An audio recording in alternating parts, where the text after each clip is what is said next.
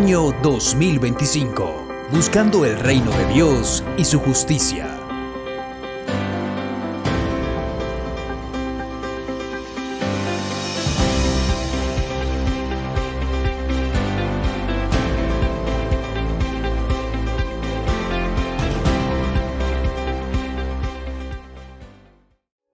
Evangelio según San Lucas, capítulo 1.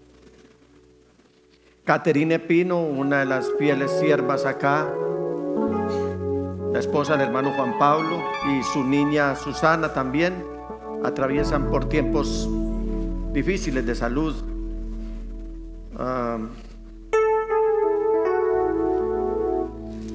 Bueno, yo no alcanzo a imaginar cuántas cosas están pasando en la iglesia. Lo único que sé es que cuando Nehemías está escribiendo en uno de sus capítulos algo muy magistral, antes de seguir con Lucas, él está resaltando que cuando el pueblo de Israel hizo su travesía por el desierto, nunca se les envejecieron sus vestidos, nunca se les hincharon sus pies, porque el Señor es soberano sobre todo, y eso lo repite otra vez el salmista. Algo que debemos tener muy presente. Si Nehemías lo tuvo presente, si el salmista también lo tuvo presente, la iglesia lo debe tener presente. Y es que el Señor nunca nos abandona por amor a su nombre. Amén. Lucas capítulo 1. Vamos a leer el versículo 5 en esta mañana. Hubo en los días de Herodes, rey de Judea, un sacerdote llamado Zacarías, de la clase de Abías. Su mujer era de las hijas de Aarón y se llamaba Elizabeth. Pastor, por favor.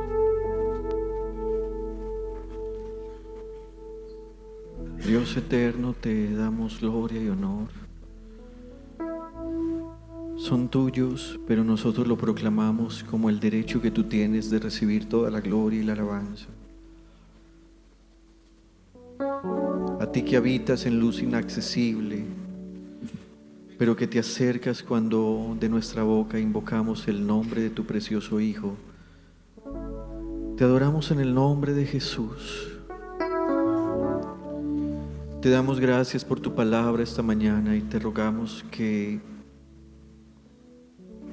la disposición de nuestro corazón para escuchar, para recibir, para atesorar tu palabra, provengan de ti, Señor. Dios, por favor, abre nuestros oídos para escucharte y abre nuestro corazón para temerte. Te damos gloria a ti, Dios y Padre nuestro, en el nombre del precioso Señor Jesús y en el poder de tu Espíritu Santo. Amén y amén. Amén. Gracias, pastor. Siéntese, iglesia, por favor.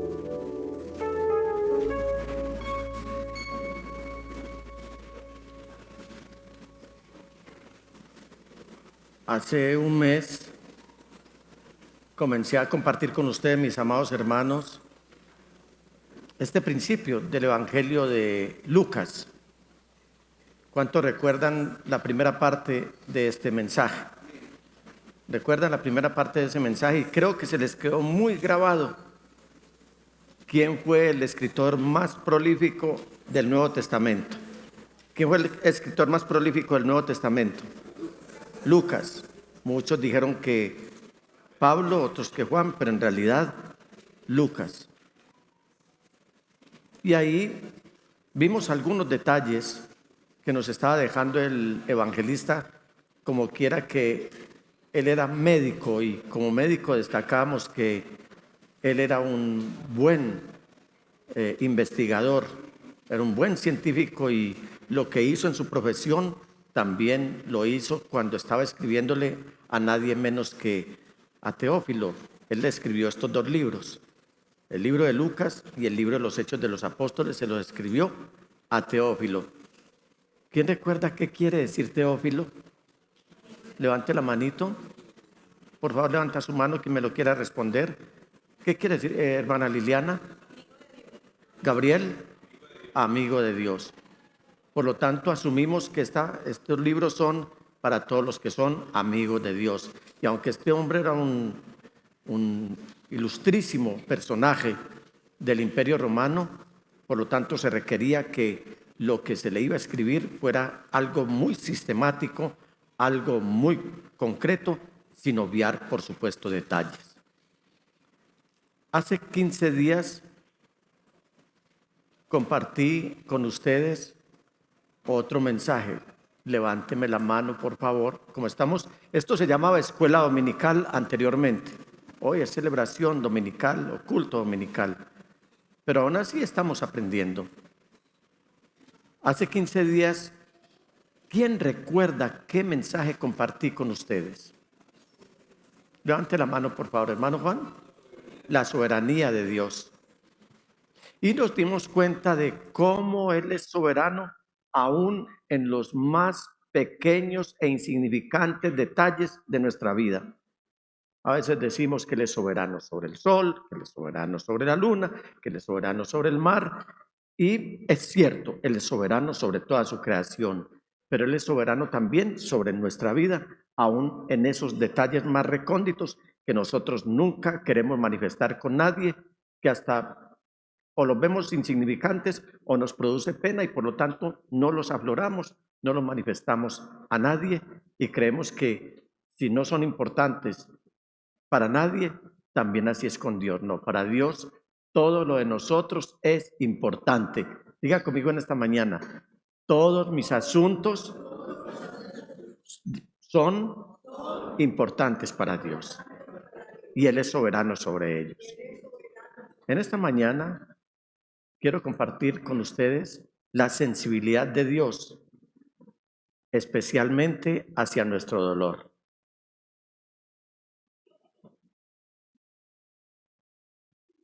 Y quiero leer nuevamente el texto.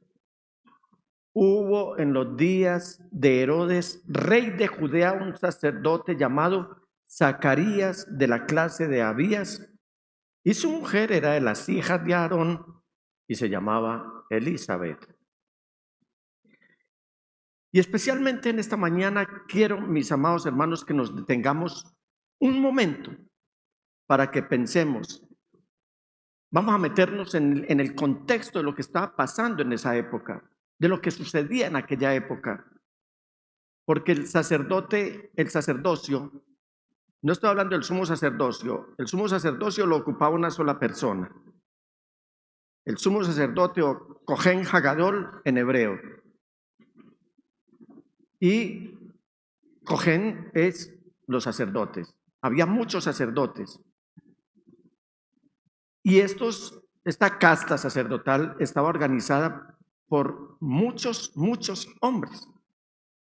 Es más, había 24 divisiones de sacerdotes. Es decir, como 24 castas, 24 ejércitos, 24 batallones. ¿Cómo lo hago? ¿Cómo me hago entender, pastor? Turnos, 24 turnos. Entonces, para contextualizar en esto, estos sacerdotes servían en el templo durante una semana en diferentes momentos del año. Mientras preparaba este mensaje, recordaba cómo hace como 2 años tal vez, acá en Íntima Devoción, participamos algunos de los diáconos para que trajeran el mensaje un día miércoles. No sé con cuántas ansias ustedes esperaban que llegara ese día, ansias de querer predicar o ansias de eso que nos da a todos los predicadores, que es como ese sustico, pero es un susto no de inseguridad, sino un susto de responsabilidad. A algunos les da miedo también.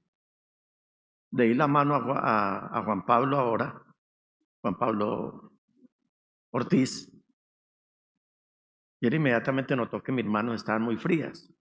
Yo le dije, este frío es de eso que uno siente antes de pasar a asumir la responsabilidad de ser el vocero de Dios para su pueblo, trayendo su palabra. Yo no sé, ya se me ha olvidado la cuenta de cuántos años llevamos predicando.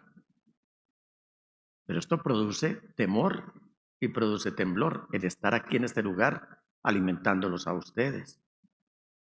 De manera que los sacerdotes allí también tenían sus turnos en Jerusalén para servir en el templo, no en el lugar santísimo, donde se entraba una sola vez al año, sino en el lugar santo. El templo estaba básicamente constituido por 3 lugares: el atrio, donde estaba el pueblo; el lugar santo, donde estaban los sacerdotes sirviendo, los que estaban de turno; y el lugar santísimo, donde no podía entrar sino el sumo sacerdote, y eso una vez al año, para hacer el sacrificio por los pecados del pueblo y por él mismo. Aquí el evangelista Lucas, de esta manera tan sistemática, tan organizada, dice que Zacarías estaba en la división de Abías. Dice Zacarías de la clase de Abías, lo que quiere decir que él ni siquiera vivía en Jerusalén. Él vivía muy lejos de Jerusalén. Pero además, esta división o esta clase de los descendientes de Abías era bastante insignificante, no era para nada importante en ninguno de los esquemas del poder religioso del pueblo de Israel. Aquí tenemos pastores. ¿Dónde están? Has ejercido el pastorado y quieres ejercerlo nuevamente. Ya te está pegando lo de los paisas.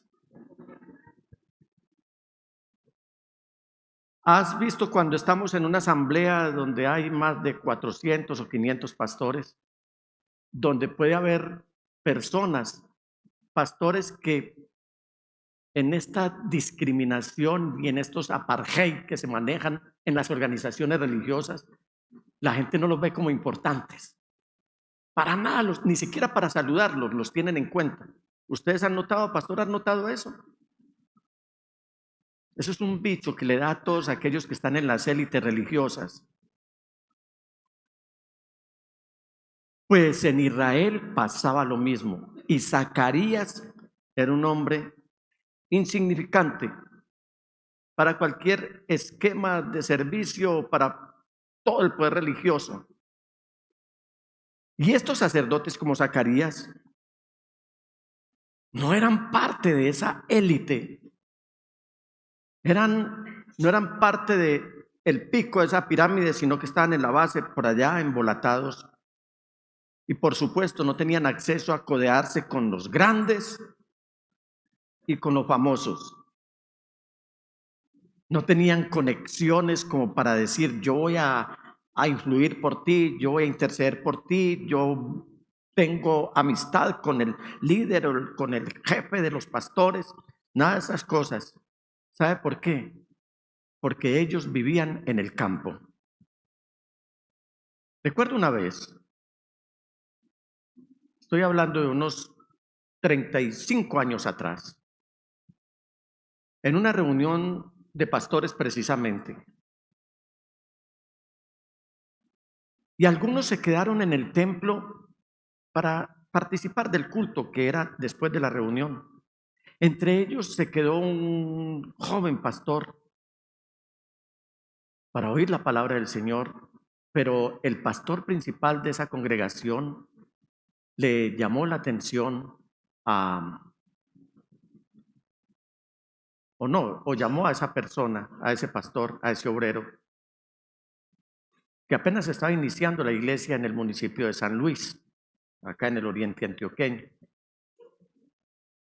Ese día desfilaron pastores principales dando el testimonio, saludando, mostrándose: yo soy el pastor de tal iglesia, yo soy el pastor de la central de tal parte, yo tengo tal ministerio.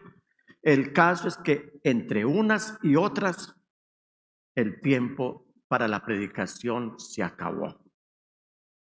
Y el invitado para ese día era ese joven obrero. Y él, cuando le dieron paso, el pastor le dijo: pastor, tienes muy pocos minutos para predicar. Recuerdo muy bien el mensaje que este hombre predicó. Era un joven. Y él predicó sobre esa pregunta elocuente, contundente, significativa que le hizo Dios a Caín: ¿dónde está tu hermano? No alcanzó a predicar 5 minutos cuando el Espíritu Santo tomó todo el auditorio y la iglesia vino al altar del Señor a llorar, porque el Señor está reconviniendo por medio de este hombre a la iglesia sobre la indiferencia que ya había en la iglesia del Señor. Unos 2 o 3 meses después, un grupo al margen de la ley lo asesinó a ese pastor. No podemos discriminar, no podemos menospreciar y no podemos subestimar a nadie. El que entra por esta puerta, ni el que tiene es más, ni el que no tiene es menos. Y lo más probable, volviendo a la historia aquí de Zacarías, este sacerdote, no es Zacarías el profeta, sino Zacarías el sacerdote, lo más probable es que él no estaba sirviendo de sacerdote. Y mientras no servía de sacerdote en el templo, él se dedicaba a la agricultura para poder subsanar sus gastos, para su sostenimiento. Cuando estudio Jerusalén en los tiempos de Jesús, escrito por Joaquín Jeremiah, encuentro un detalle, pastor, que me dolió tanto, y es que había sumos sacerdotes tan perversos, sumos sacerdotes que eran inclementes, que con tal de que los sacerdotes, la otra casta, no surgieran, no superaran ninguna etapa de su vida, algunos sumos sacerdotes mandaban quemar los cultivos. Es decir, arrinconaban a los sacerdotes de una manera tal que los llevaban a la ruina y a la miseria, a tal punto que algunos sentían que no tenían esa dignidad y algunos sentían el deseo y hasta de renunciar por decir no valía la pena. Mis amados hermanos, aunque el enemigo te arrincone, por favor, no desistas, continúa, porque el enemigo no solamente quiere hacer perder tu alma, sino que te quiere robar el gozo que el Señor te ha dado. No importa lo que esté pasando, porque este hombre, Zacarías, llevaba muchos años fielmente casado con Elizabeth. Lucas nos dice aquí que ella era descendiente directa de Aarón, lo acabamos de leer, dice, sacerdote llamado Zacarías de la clase de Abías, su mujer era de las hijas de Aarón. ¿Saben quién era Aarón? El primer sumo sacerdote. Escuchen bien, y eran ignorados. El primer sumo sacerdote que tuvo el pueblo de Israel. Pero pasaba algo con estos dos ancianos. Y ojo, parejas, que esto va con ustedes, parejas matrimoniales, que ambos amaban a Dios. Zacarías y Elizabeth amaban a Dios. Y me gustaría volver a que observáramos el Evangelio y mire cómo Lucas va a describir el testimonio de esta parejita, de Zacarías y de Elizabeth, en el versículo 6. Zacarías y Elizabeth, ¿cómo eran? Eran justos a los ojos de ¿quién? Ustedes saben cómo son los ojos de Dios. Resplandecen como llamas. Y cuidadosos en obedecer todos los mandamientos y las ordenanzas del Señor. ¡Qué testimonio tan contundente está dando Lucas aquí! ¿Cómo está nuestro testimonio delante del Señor? Si volviera Lucas, o volviera alguno de los escritores de la palabra del Señor y empezara a decir, Nicolás y Marlene son esto, Johnny y Liliana son esto, Nicolás y Mariana son esto, Juan y Adriana son esto, Fernando y Erika son esto, Elmer y Joana son esto. Luis y Shirley son esto. Excúsenme que use sus nombres, mis amados hermanos. Pero yo veo aquí a Lucas hablando de nombres propios. Lucas, Zacarías y Elizabeth eran justos a los ojos de Dios y cuidadosos en obedecer todos los mandamientos y las ordenanzas del Señor. Observe usted que Lucas no está diciendo que eran personas perfectas. Si usted analiza muy bien el texto, él no está diciendo que eran personas perfectas que nunca pecaban, sino que eran personas que obedecían la ley de Dios de manera persistente, de manera constante, pero de manera decidida. Amaban a Dios y obedecían lo mejor que podían. No era una obediencia con miedo, sino que era una obediencia con el ornato del amor, con la dedicación. Era una obediencia tan especial que Dios la estaba mirando y había inspirado a Lucas para que escribiera la manera como obedecían Lucas y Elizabeth. Además, mis amados hermanos, no pasemos por alto que tenían todas las razones.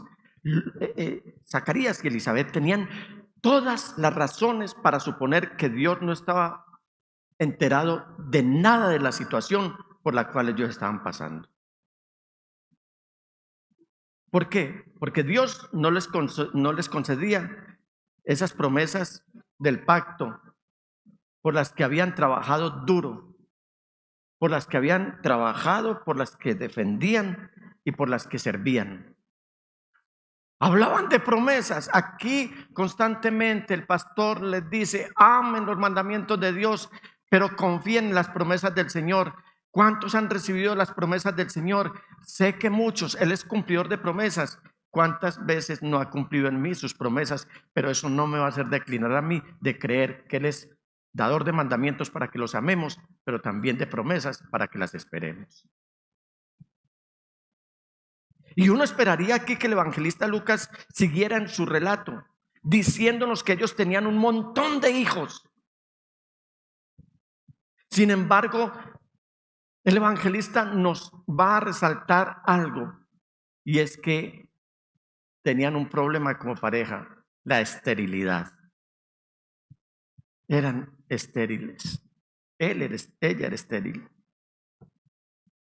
Pero para acabar de ajustar, entonces, cuando una persona era estéril, en el pueblo de Israel se creía que esta era una señal de que Dios estaba disgustado con ellos, porque estaba reteniendo sus bendiciones. ¿Usted ha pensado alguna vez que Dios ha estado enojado con usted porque retiene sus bendiciones? Seamos honestos, seamos claros. No vivamos más la religiosidad ni el fingimiento. A veces nos enojamos con reverencia, pero nos enojamos. Yo me enojé una vez y con esa tuve para no volverme a enojar con Dios. ¿Recuerdas, pastor, cuando me enojé con Dios? Con esa tuve. Porque en los siguientes días fui baleado en una de las calles de Medellín y me di cuenta que Dios sí estaba conmigo. Entonces, recordemos que durante el periodo del Antiguo Testamento, la obediencia en el pueblo de Israel conllevaba la bendición de parte de Dios a quienes le obedecían. Y por supuesto, había una promesa de ser fructíferos. Ustedes pueden leer en el capítulo 28 del libro de Deuteronomio cómo están las promesas de bendición para los que obedecemos y las promesas o las sentencias de maldición para los desobedientes. Pero quiero devolverme del capítulo 28 de Deuteronomio al capítulo 7 y en el versículo 14. Mire lo que dice: serás la nación más bendecida de toda la tierra. ¿Ustedes creen que eso está pasando con Israel hoy? ¿Creen que está pasando con Israel hoy? ¿Que es la nación más bendecida de la tierra? ¿Sí saben qué es Israel? ¿Ustedes saben qué es Israel? Sin embargo, en Colombia se ha desatado un antisemitismo que es evidente por parte de las autoridades gobernantes. ¿Ustedes creen que eso quita de tajo esta promesa que Dios le hizo a Israel? No. Ahora, ¿cuántos son bendecidos en esta mañana? ¿Cuántos han sido bendecidos? Si somos el pueblo de Dios, entonces asuma la responsabilidad y acepte esta promesa también. Y dice: serás la nación más bendecida de toda la tierra. Ningún israelita, sea hombre o mujer, quedará sin tener hijos, y todo tu ganado dará crías. Zacarías y Elizabeth no tenían hijos. Entonces, ¿ustedes qué creen que estaba pasando aquí? ¿Qué estaba pasando aquí?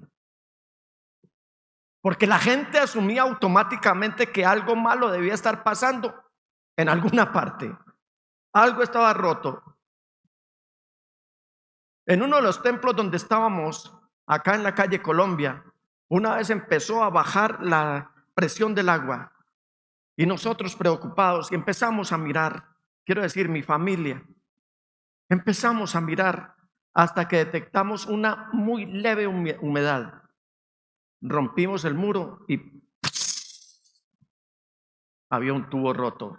Cualquiera pensaría que el tubo estaba roto en algún lado en la vida de Zacarías y de Elizabeth. Ellos parecían caminar con Dios. Eso diría la gente. Daba la apariencia de que estaban caminando con Dios, pero Él no les había dado la bendición de tener un hijo. Por lo que algo debía estar pasando de puertas para adentro. Algo estaba pasando.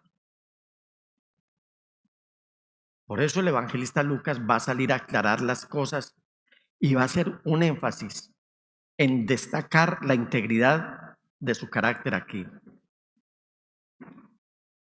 Y él va a decir que Zacarías y Elizabeth no estaban siendo juzgados por Dios, aunque a simple vista ese parecía ser el caso durante esos días del Antiguo Testamento. Cuando lleguemos al final de este capítulo, ustedes se van a dar cuenta cómo Elizabeth se va a alegrar de que Dios haya quitado su afrenta, pero del pueblo, no de ellos. Usted lo va a notar, más adelante lo veremos. Por desgracia, los rabinos, durante todo ese tiempo, y yo creo que todavía habían estado enseñando la tradición legalista de que varias clases de personas no podían disfrutar de una estrecha comunión con Dios. Y esto incluía a un hombre soltero y a una pareja que no podía tener hijos. Criticaban al que no se había podido casar. Lo predicaba el rabino desde la sinagoga. Criticaba al soltero, criticaba a la pareja que no había podido tener hijos. Seguramente criticaban al que les fracasaba su matrimonio y criticaban a todo el que fracasaba.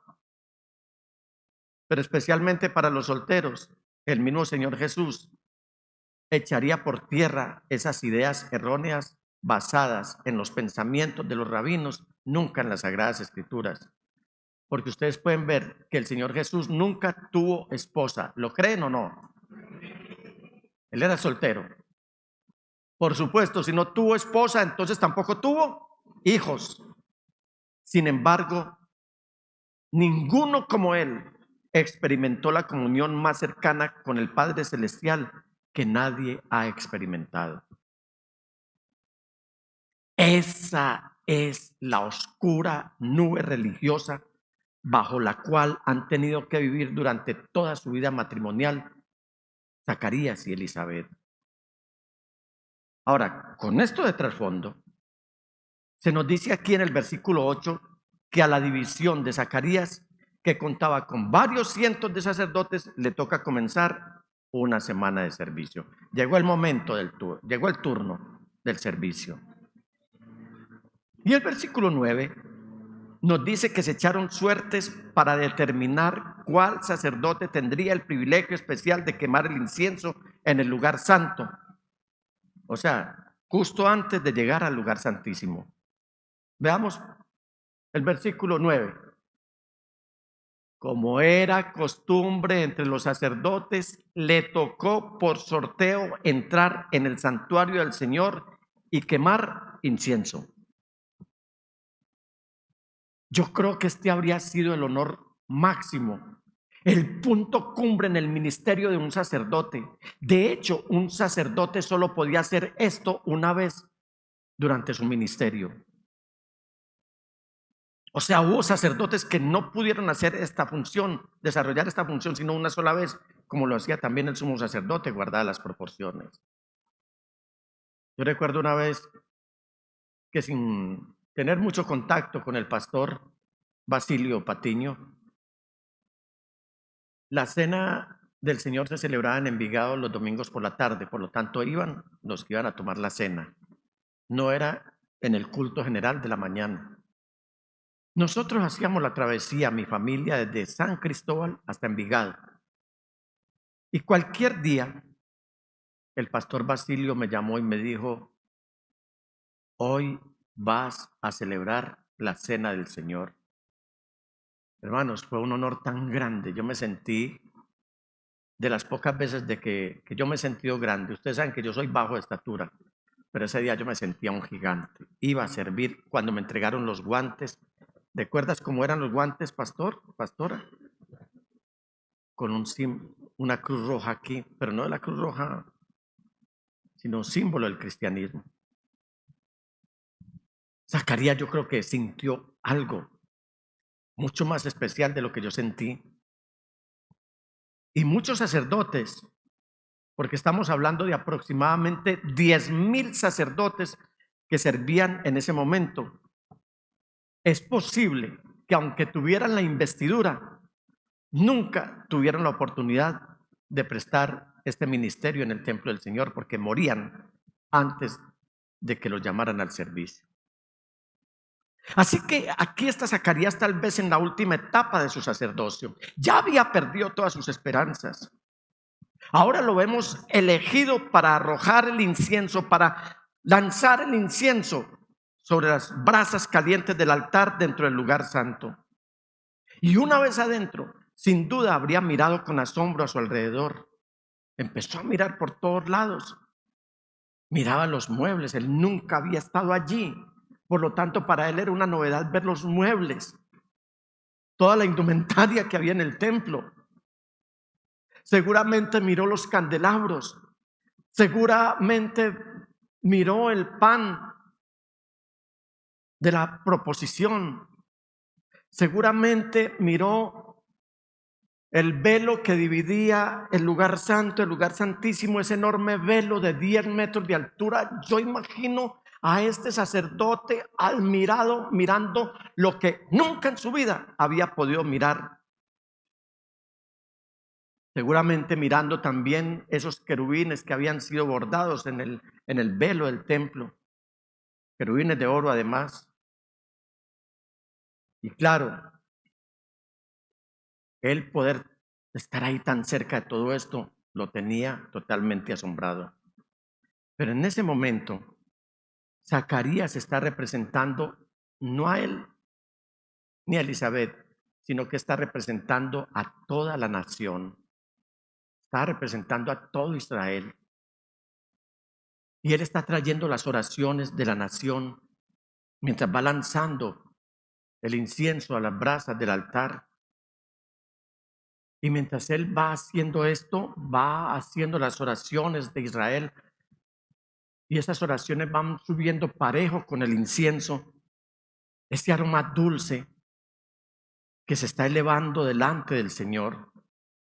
Ahora en el versículo 10 se nos dice que una multitud de adoradores estaban orando fuera del templo mientras él realizaba esta sagrada tarea. Y el versículo 10 nos dice: mientras el incienso se quemaba, ¿cuántas personas?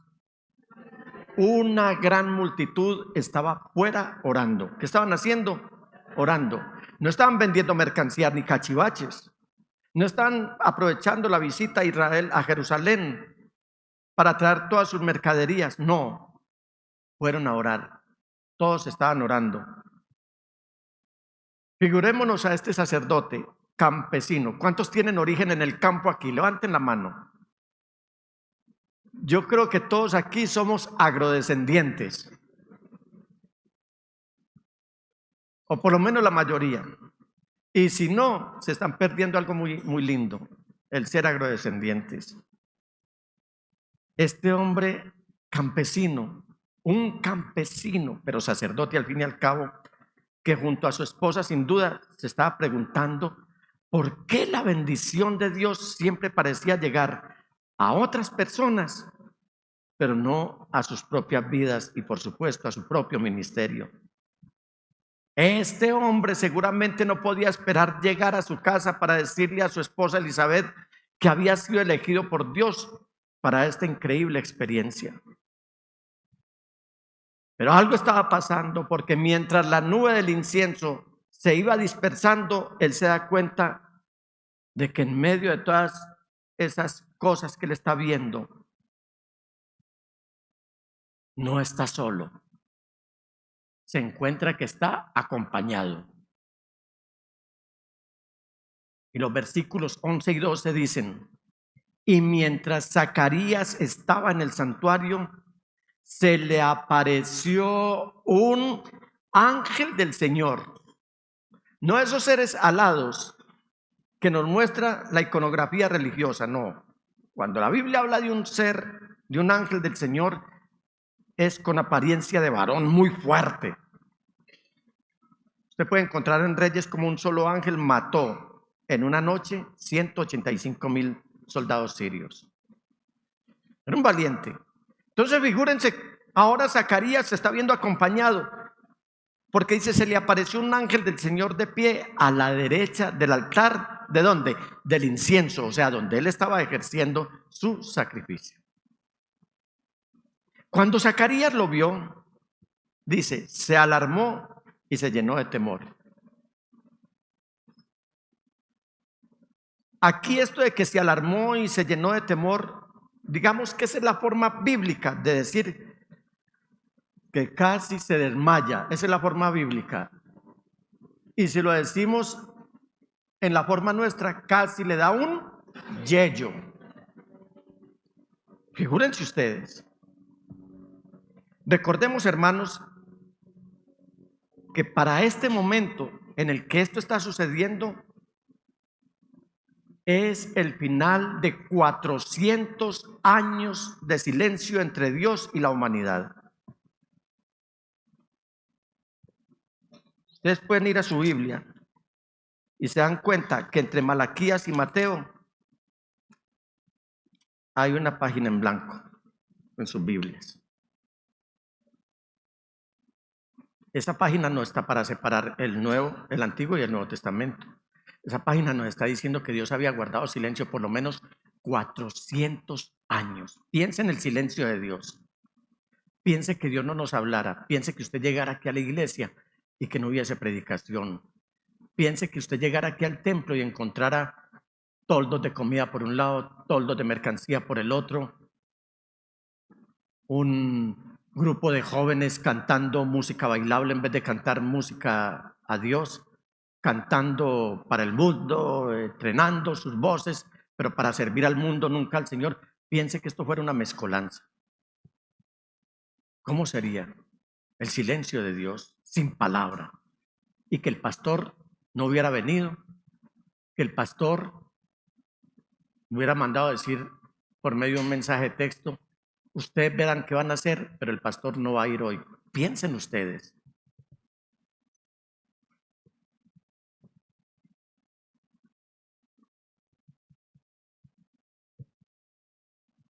Son 400 años del silencio de Dios. Entre el profeta Malaquías en el Antiguo Testamento y este momento que se está viviendo aquí, ahí no había habido ni una palabra de parte de Dios. No había habido apariciones de ángeles, no había habido palabra profética, no había habido sueños, nada de nada durante 400 años hasta ese momento. Pero en el versículo 13 Lucas nos va a decir algo muy importante, en el versículo 14. Pero el ángel le dijo: Escuche bien, o sea, Dios hablando otra vez, después de 400 años. El ángel le dijo: no tengas miedo, Zacarías. Dios ha oído tu oración. Iglesia, ¿ustedes creen que en el silencio y en el murmullo y en su situación difícil, mientras ustedes están orando casi al punto del desmayo, Dios está oyendo sus oraciones? Sí, oye nuestras oraciones, porque mira lo que dice el ángel: Dios ha oído tu oración. Tu esposa Elizabeth te dará un hijo y lo llamarás Juan. Tendrás gran gozo y alegría, y muchos se alegrarán de su nacimiento. Aquí el ángel Gabriel va a describir a continuación el ministerio profético de Juan el Bautista. En el pueblo cristiano y en el pueblo judío se conoce como Juan el profeta. ¿Y cómo sería reconocido este que fue llamado el precursor del Mesías? Pero volvamos a leer la primera parte del mensaje de Gabriel. Él le dice: no tengas miedo, Zacarías, Dios ha oído tu oración. Cuando yo llegué a este texto, me hice una pregunta. Pero es que esa no era la oración de Zacarías en el momento en el templo. Él estaba orando por la nación de Israel. Él no estaba orando allá en el templo: Señor, danos un hijo, danos un hijo. Sin embargo, aquí le dice: Dios ha oído tu oración, tu esposa Elizabeth te dará un hijo y lo llamará Juan. Pero ¿cómo así? Es que yo esa oración no la estaba haciendo. Ángel, por favor, dile al Señor que yo no estaba haciendo esa oración. Yo no estaba ministrando aquí para mi beneficio personal. Él estaba orando por la nación de Israel, estaba orando por la venida del Mesías. Él probablemente estaba orando por un avivamiento entre los líderes religiosos y que se volvieran a Dios. Él posiblemente estaba diciendo: Señor, mira a los rabinos, mira a los fariseos, mira cómo atropella esta élite religiosa al pueblo de Israel, dándole más rienda suelta a lo que ellos piensan y copiándolo en el Talmud y en la Misná. Pero tu palabra por ningún lado, y están poniendo cargas que ni siquiera ellos mismos pueden llevar. Inclusive Zacarías pudo haber estado orando por la conversión de ese perverso Herodes. En los días de Herodes había un sacerdote. ¿Recuerdan el mensaje de hace 15 días? Pero yo no veo aquí que él estaba orando para que Elizabeth tuviera un hijo. A estas alturas ellos ya tienen unos 70 u 80 años aproximadamente. Lo cierto es que la palabra del Señor dice que ya eran muy ancianos, ya estaban viejos, estaban decrépitos. Ya lo único que pensaban era en su partida de este mundo, y Zacarías había orado por esto, por tener un hijo quizás 40 años atrás o 50 años atrás. A lo mejor él junto a su esposa Elizabeth habían llorado juntos mientras oraban por un hijo y le decían: Señor, danos un hijo, quítanos esta afrenta.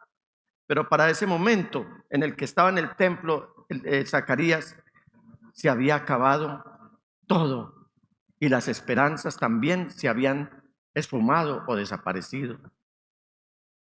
Pero viéndolo desde nuestro contexto actual, aquella habitación desocupada en su hogar, donde seguramente ellos ya habían tenido la canastica de Moisés, ¿cómo se llama? La camacorral, los móviles, ¿los qué? El Moisés. Seguramente ellos tuvieron todo esto durante mucho tiempo, y lo único que encontraban era un vacío, un silencio, una oscuridad. Desvanecía sus esperanzas. No iban a tener un bebé. Nunca habían visto un niño jugando y corriendo. Nunca estaba resonando en las paredes de su casa las voces o la voz de ese niño, porque ellos pidieron siquiera un hijo. Ya se desvaneció todo. Pero imagine, hermano, esta increíble revelación. Dios parecía ausente, como cree usted en este momento, por el momento que está pasando, que Dios está ausente. Los cielos se les habían cerrado. Dios parecía que ya no quería hablar más. Y ahora Gabriel se aparece y le dice a Zacarías: Dios escuchó tu oración hace 50 años.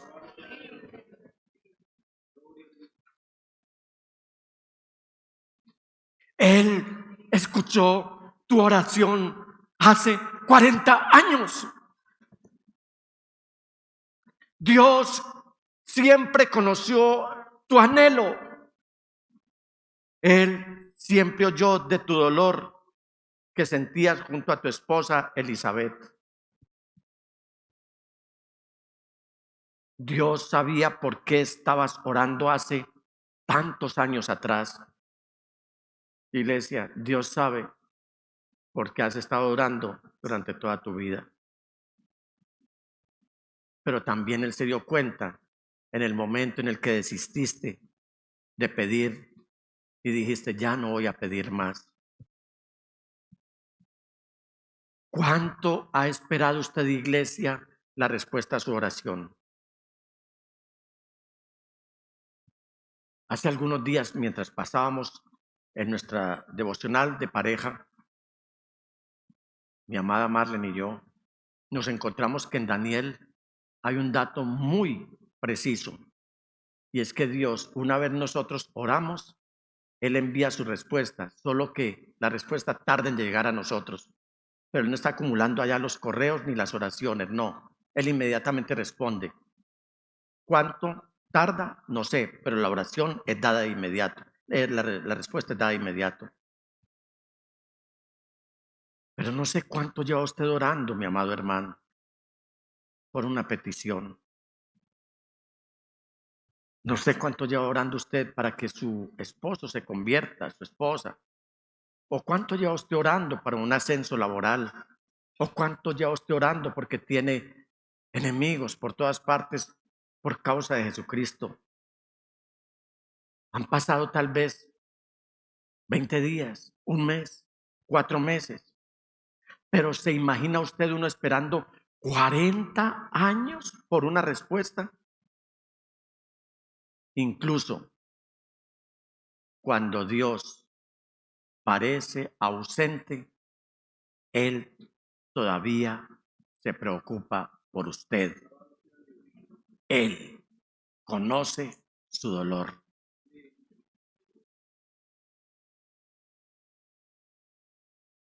¿Cuántos creen que Dios se está preocupando por usted? El año pasado tuve la bendición de compartir con ustedes un mensaje en el que les decía, hermanos, que el Señor se fue preocupado solamente por una cosa. El Señor Jesús se fue preocupado solo por algo, por usted y por mí. Hoy el Señor se está preocupando por su dolor.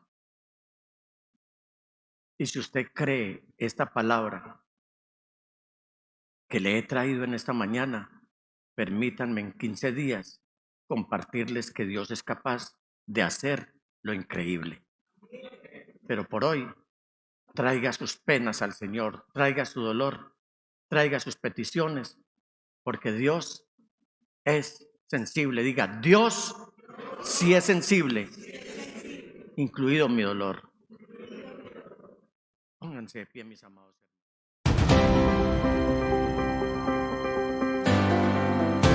Año 2025. Buscando el reino de Dios y su justicia.